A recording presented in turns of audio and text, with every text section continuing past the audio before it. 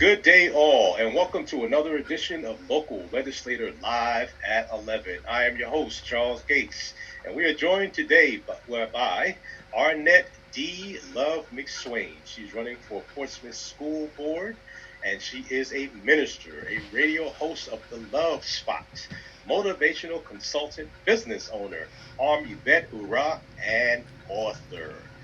Welcome, Miss McSwain. How are you? I'm doing well, Mr. Gates. How are you? I'm doing fantastic. It's such a pleasure to have you on today. Thank you. Good. Now let's get right into the interview. And again, for our listening and viewing audience, we do call these raw interviews. This is a raw interview series, which means that there will be no editing. Okay. We run it as is. There's no robots. There's no script. We just go for it. All right. And it's all for your information, to keep you informed and educated. Now, tell us about Arnett D. Love McSwain. What is your education and occupation, and why are you running for Portsmouth School Board? My education and occupation, I have associates in management, criminal justice bachelor's degree. I have a master of arts in management and leadership and a master of arts in religion. My occupation, I'm actually retired as a deputy sheriff, but I'm a work admin at the church that I'm associate minister at. So, Okay. Got a little part-time job. And you do a lot, indeed, that is for sure. Now, Ms. McSwain, what is your full name going to be on the upcoming ballot? On the upcoming ballot, I'll be Arnett D. Love McSwain. I'm number 4 on the ballot on the school board. Okay, we want to make sure we got that right. And we understand that school board members are not required to disclose a political party affiliation. Do you associate with any party whatsoever? The Democratic Party. Okay. Mm-hmm. And how long have you lived in Portsmouth, and have you held any public offices previous to this? I was born and raised in Portsmouth. I was here until 1990. That's when I left for the Army. So I'm a product of Portsmouth Public Schools. And I returned in 2005 because I went in the Army and I started my career as a deputy sheriff in the state of Georgia, Savannah, Georgia. Savannah, Georgia to Portsmouth, Virginia, because it's your hometown. Right. I left Okay. Portsmouth and got out of the military in Savannah, and I would stay there as a deputy for 6 years, and then I came back home. Okay. Is that right? Now, with your Army service and your community involvement, how has that helped you to prepare for this moment? And what have you done from a community perspective? Okay, with the Army service, one thing I can say about the Army, they had the best leadership courses. They teach you things that, little things you would overlook, like how to treat your subordinates and certain things to look for, and to look for when they're having issues. You learn about all of that, how to tell when their moods change and how to have empathy. And that's, I value that training that I had as a supervisor in the military. As far as my community service, I have served as the secretary for numerous organizations. Church and Community in Action right here in Portsmouth. We do a lot of community work when the citizens have issues and they can't get downtown to the city manager. We go in their place. We donate money to the little leagues, and we just do whatever we can to assist the community to keep it moving. Also, I am the secretary for the Tidewater Metro Baptist Ministers Conference, and we believe in making an impact. What can we do to serve the people, and not just in Portsmouth, but in Norfolk and wherever the preachers are, because it's a group of us that comes together and meet. I was also a secretary of a political action committee. So that's where I learned about politics. That's where I learned, how to do certain things, how to run, what is needed, and basically to listen to the people. A lot of politicians, and I'm not gonna point fingers, but they don't listen to the people. It's not about what the people need, it's what they think the people need. And you learn as a leader that you have to know what the people need. If you don't know what the people need, you cannot service them well. I always throw out, people doesn't care how much you know until they know how much you care. But if you don't show that you're interested in their needs, how can you show that you care? And so that's what I live by. That's my motto. And you know what? It's funny you say that, because to be a true leader, you have to really be a good communicator. And unbeknownst to a lot of people, to be a good communicator, you must also excel in listening skills, which sometimes we think is an innate ability in all of us as humans, because we can hear, right. But hearing and listening are two separate things totally. Yes, now, you are also a motivational consultant and author. Yes. And before I even ask you about that, I have to ask you, what is your fascination with butterflies? I'm looking back at you and I see these butterflies flying all over the place. You must really enjoy them. Butterflies are, it's the metaphor for, it's like they go from one animal to a completely different animal. And I think my fascination with them is the change. Meaning that, you may go from something's ugly, but you can always blossom into something so beautiful and something that people idolize and just want to stare at and look at. So, butterflies says a lot to me, if other people looked at butterflies like that, I think it would help them with their self-esteem, and just help them move throughout their life. Butterflies are awesome. They go from something so ugly and fuzzy and and then it's something so beautiful you just want to look at. Well, we can tell that you like butterflies. And that's really well done. I like the V, the capital V, and the small V. That is beautiful. Now, from a motivational, I know we got thrown off course here, but I couldn't help it. And that's why we call these raw interviews. We are not scripted here. From a motivational consultant and an author point of view, number one, what is a motivational consultant? Okay, a motivational consultant is my business. I in 2015 I officially started a business called I Accept Me Divine Loving Me Movement. And what this business does is it empowers other people. It teaches them to accept themselves no matter what's going on in their life, what they look like, what they don't look like, what they don't have. And so what happened is, like, I used to be a size 6 back in the day, and even as a size 6, I wasn't everybody's cup of tea, and now that I'm not a size 6 anymore, I'm somebody's cup of tea, but not everybody's cup of tea. So it doesn't matter. You're not going to be perfect. You're not going to benefit or be relevant to everybody. You need to accept yourself. And then if it's something that you don't like, you change it for you and not for someone else. So when I was, I was praying one day. I was at work. I was in the sheriff department. And I was like, Lord, what do you want me to do? You got to be something else. And so this young lady, beautiful young lady, walked in the door with a knot on her head. And I was like, what happened? Immediately. And she's told me that her boyfriend had hit her with a coffee mug in her head, in her forehead. And from there, I was like, I got it. I have to tell people how important they are. I have to tell people what their worth is. And I went from there, and that's what I started doing. I started having seminars for domestic violence for the women. Started calling in people to come in and speak to them.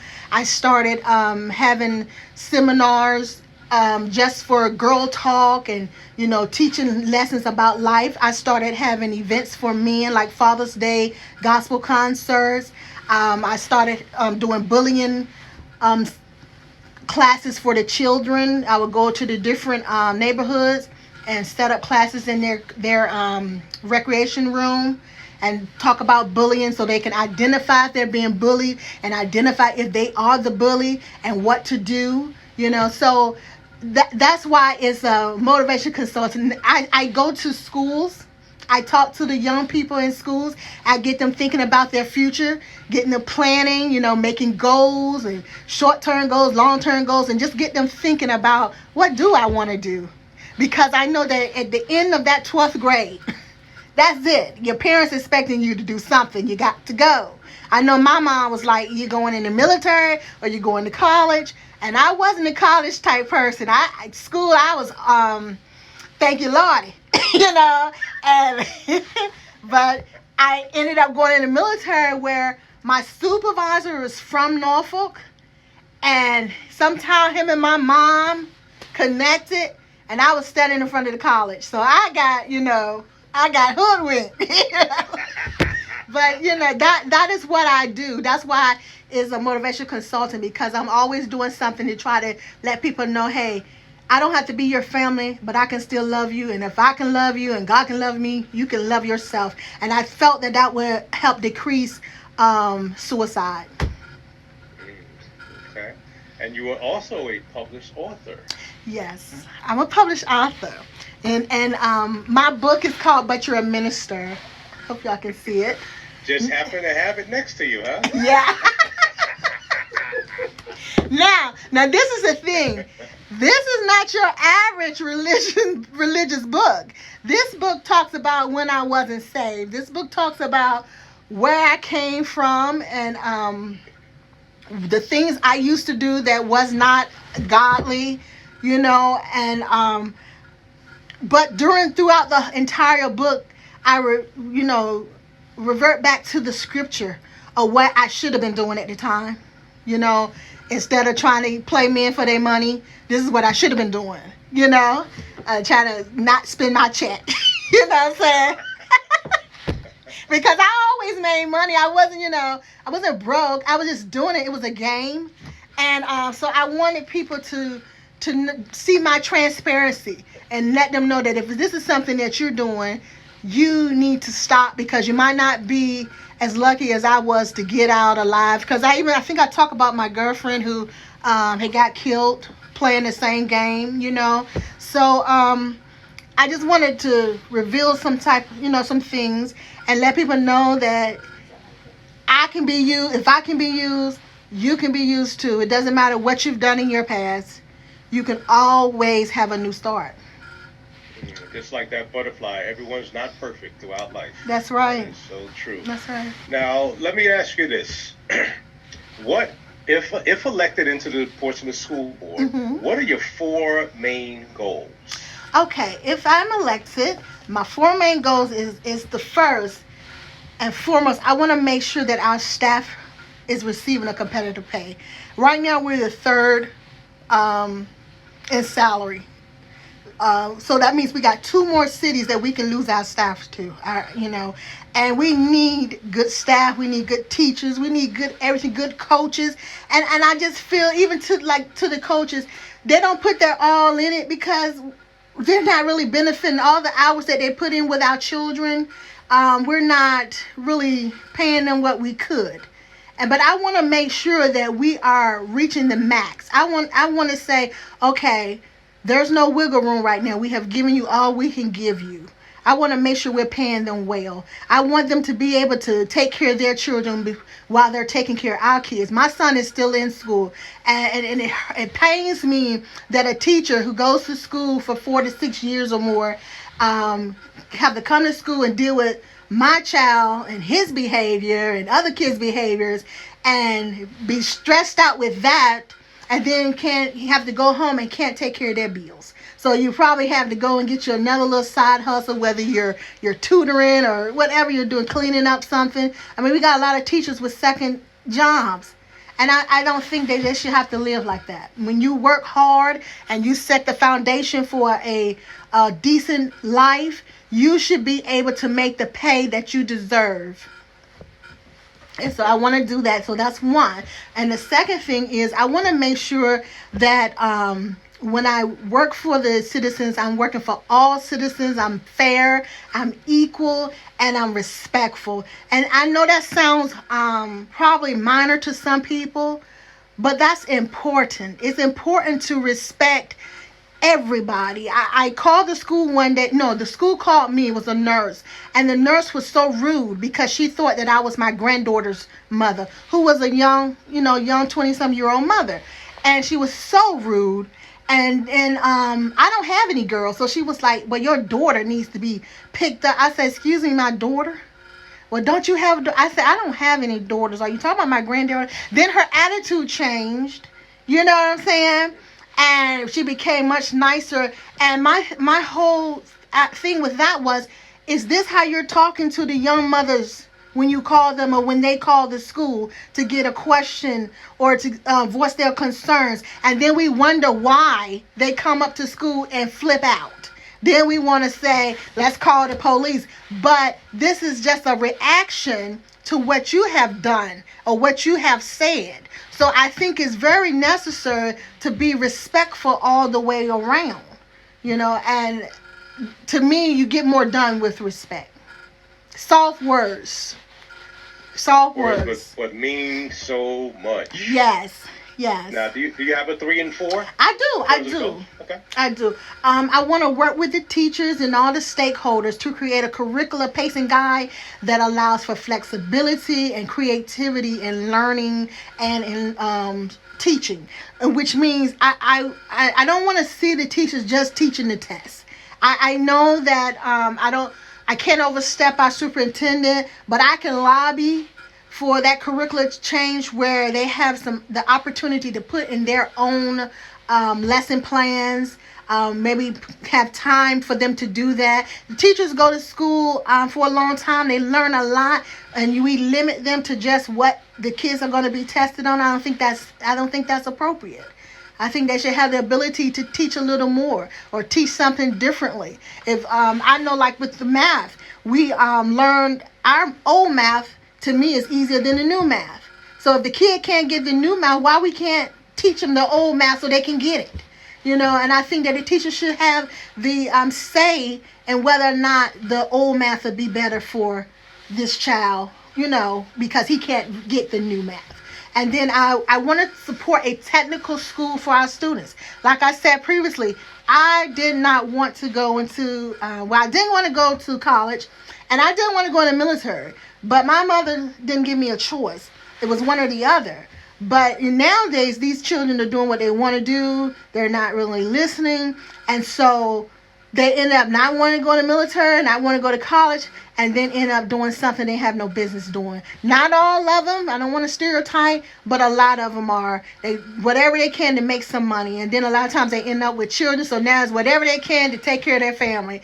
I want to make sure that they're prepared to make a feasible income, whether they go to school or not, whether they go to college or not. If we teach them a trade, they can make money, and I would rather help a young person that's out here building sheds than to go to Lowe's and purchase a shed. If I know that he's been trained, I will pay them to make sure that they can take care of their family. And I think that we need to prepare them for that, not just expect them to go to college, because it's not for everybody. Like the football player from the Seattle Seahawks, Russell Wilson, once said, the separation is in the preparation. Mm-hmm. And those are words to live by. Now, before I ask you the last question, I want to send this out to all our viewers out there and our listeners to make sure you subscribe to our YouTube channel. Connect with us on Twitter and Instagram, and like our Facebook page. Leave us a comment, leave us a tag. Let us know who you'd like to hear from next, and we will do our best to get that person or that organization on the air. And by the way, we do these live Monday through Friday at 11 a.m. We live stream via Facebook, so make sure you connect with our Facebook page, Local Legislator LLC. And Ms. McSwain, one last question for you. Yes, sir. How can we get in touch with you, your campaign, and anything else about you, up to and including the book you have? All right. I do have a website, and I chose to leave everything on my website because I want everything about me to be in one place. I don't want you to be trying to figure out what I've done.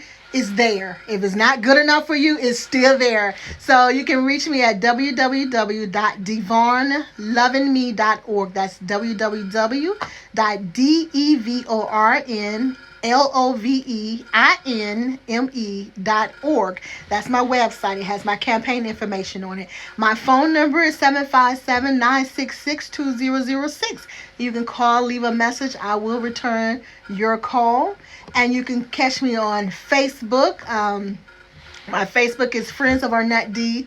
Love McSwain, and also Arnett Love McSwain is my regular page. This is open page. I don't hide anything. I believe in transparency. And I'm also on Instagram on the Min Arnett, MINARNETTE. You can get me if you desire. And then I'm on the radio station at 11 o'clock, 1400 a.m. In Portsmouth, Virginia. Well, we air through Norfolk, but if you're in the Hampton Roads area, you should be able to hear me. I'm up there as well, and then I Facebook it as well. So you are easy to get in touch with, that is for sure. Yes.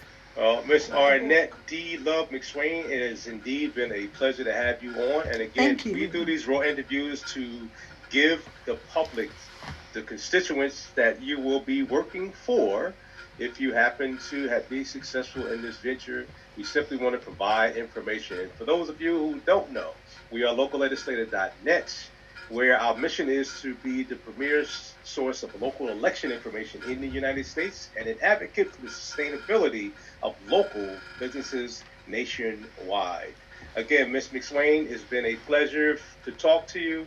Best of luck with your campaign and everything that you're going to do in the future, and take care of those butterflies at back. Thank you. Thank you so much for having me. Until next time, guys, this is Charles Gates, your host. We'll see you very soon. Take care. All right. We're done. Thank you. Fantastic. Good stuff. Thanks. Take care.